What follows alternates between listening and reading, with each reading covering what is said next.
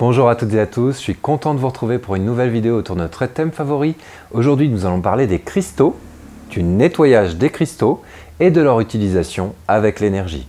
À partir des années 90, en Occident, des maîtres Reiki tels que William Mirand ont choisi d'utiliser des cristaux de quartz dans l'utilisation du Reiki. Celles et ceux d'entre vous qui font de la lithothérapie connaissent peut-être les propriétés du cristal de quartz. Lorsque le cristal de quartz est chargé avec une intention bien précise, une énergie bien précise, et selon un protocole que je vais vous présenter dans cette vidéo, elle va continuer à rayonner cette intention pendant un temps indéterminé. Au préalable, nous allons avoir besoin de nettoyer les cristaux pour que le cristal soit disponible et nous devrons aussi le préparer pour qu'il soit apte à travailler avec l'énergie et plus particulièrement avec nous. La première chose à faire pour utiliser un cristal de quartz dans nos envois de Reiki est d'en choisir un avec une énergie qui soit en harmonie avec la nôtre. Ça peut paraître un peu étrange, mais nous considérons énergétiquement que dans le vivant, il y a 4 règnes, le minéral, le végétal, l'animal et l'humain. Le minéral est donc considéré comme vivant d'un point de vue énergétique. Il a donc des qualités énergétiques particulières. Nous allons avoir besoin nous-mêmes de nous sentir en harmonie avec eux. Choisissez donc un cristal avec lequel vous vous sentez en harmonie. Vous avez compris que dans le Reiki, la priorité va être l'intention bien focalisée et l'écoute intuitive de ce qui est là dans l'instant présent. Le mieux est donc d'utiliser la technique intuitive que vous préférez pour choisir le cristal, peut-être utiliser un pendule, votre perception personnelle en plaçant les mains au-dessus du cristal, entrer en interaction de la manière que vous avez l'habitude de le faire lorsque vous interagissez avec l'énergie de quelqu'un ou de quelque chose, et poser la question intérieurement, sommes-nous compatibles pour un travail énergétique? Sélectionnez les cristaux qui vous semblent adaptés pour cela, et ensuite il va y avoir une étape de nettoyage, puis de préparation, afin qu'ils puissent être utilisé dans l'envoi de Reiki à distance. La première étape, l'étape du nettoyage, comprenez bien que ce cristal a toute une configuration énergétique, il a vécu des expériences, on ne s'en rend pas forcément compte, mais les cristaux de quartz se cristallisent très lentement, il me semble que c'est plusieurs milliers d'années, nous sommes donc beaucoup plus jeunes que ces pierres, et elles se sont chargées pendant des millénaires d'énormément d'énergie qu'il faudra nettoyer afin qu'ils soient disponibles pour un nouveau travail énergétique. Les techniques de nettoyage sont nombreuses. Nous vous présenterons dans cette vidéo les techniques présentées par William Mirand dans ses sages de 2e degré, notamment dans son manuel de Reiki 1 et 2 que vous pourrez vous procurer en cliquant sous la vidéo. William Mirand nous présente donc un certain nombre de techniques de nettoyage. La première et la plus connue est de placer les cristaux dans un bol d'eau particulièrement salée pendant 24 heures et de placer vos mains Reiki autour du bol, chargez le bol d'énergie avec l'intention que ces cristaux soient purifiés et disponibles pour l'envoi de Reiki à distance. Envoyez du Reiki pendant plusieurs minutes jusqu'à ce que vous sentiez que le processus est bien installé, puis rincez les cristaux sous l'eau claire et ils seront disponibles pour la deuxième étape. Il existe beaucoup d'autres méthodes pour nettoyer les cristaux, vous en connaissez probablement un certain nombre. Vous pouvez par exemple les enfoncer dans la terre, non pas forcément dans un pot de fleurs, mais bien dans la terre pour qu'ils ressentent et reçoivent l'énergie de la planète, ou les placer à la pleine lune, les passer éventuellement à la sauge, et même donner du Reiki à vos cristaux, vous prenez plusieurs cristaux en même temps, donnez du Reiki avec l'intention qu'ils soient nettoyés de toutes les énergies qui pourraient gêner l'envoi de Reiki. Une fois que vous sentez que ce processus est bien installé, que votre cristal est nettoyé, nous pourrons passer à la deuxième étape.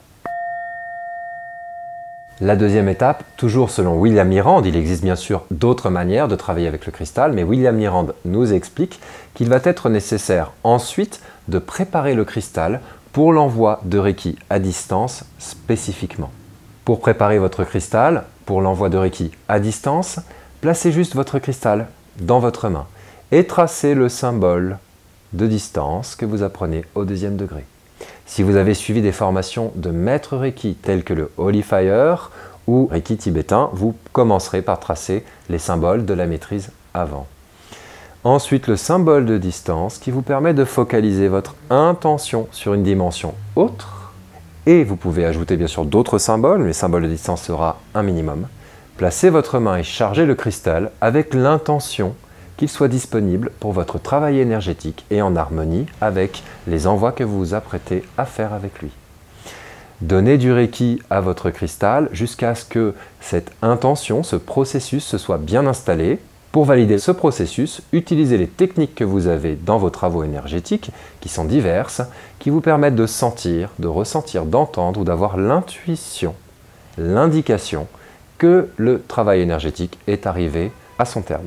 Dans notre école de Reiki, nous avons particulièrement axé notre enseignement sur les sensations dans les mains. Ce sera donc une sensation que l'énergie cesse de circuler et que sous la main, vous ressentez un peu de chaleur, quelque chose de confortable, que le flux de Reiki a arrêté de couler et que vous sentez peut-être même une forme d'harmonie provenir du cristal. Puis, notre cristal est disponible pour notre envoi ou nos envois de Reiki. Nous exprimerons notre intention d'envoyer du Reiki de la même manière que dans la vidéo précédente sur les envois du Reiki. Je vous invite à la consulter si vous souhaitez en savoir plus, c'est-à-dire tracer le symbole de distance au minimum au-dessus du cristal et nous aurons placé en dessous peut-être la photo du destinataire ou un papier avec son nom ou juste nous utiliserons notre intention et peut-être une photo à proximité pour garder notre destinataire à la conscience et nous commencerons à envoyer du Reiki. Vous pouvez évidemment ajouter tous les symboles que vous souhaitez, mais c'est l'utilisation du symbole de distance qui permet d'exprimer notre intention sans ambiguïté d'envoyer du Reiki et uniquement du Reiki au destinataire. Il est donc nécessaire, lors de notre envoi, envoyer du Reiki de cette manière-là, avec l'intention que votre cristal absorbe, accepte et répète une fois que vous aurez arrêté votre envoi de Reiki et gardez bien votre intention dessus.